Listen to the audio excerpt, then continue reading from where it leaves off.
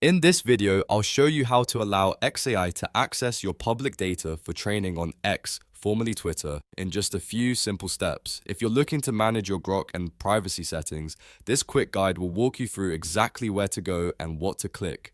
And if this video helps, make sure to hit like and subscribe for more easy tutorials just like this.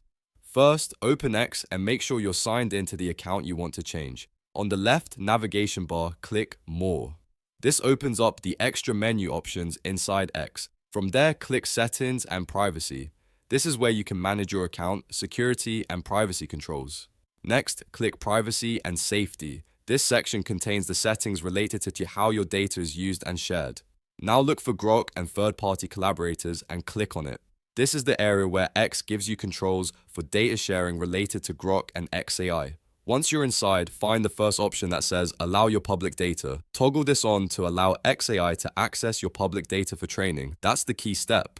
And once it's enabled, your setting will be saved. And that's it. You've now allowed xAI to access your public data for training on X. If this video was helpful, please give it a like, subscribe to the channel, and turn on notifications so you don't miss the next tutorial. Thanks for watching, and I'll see you in the next one.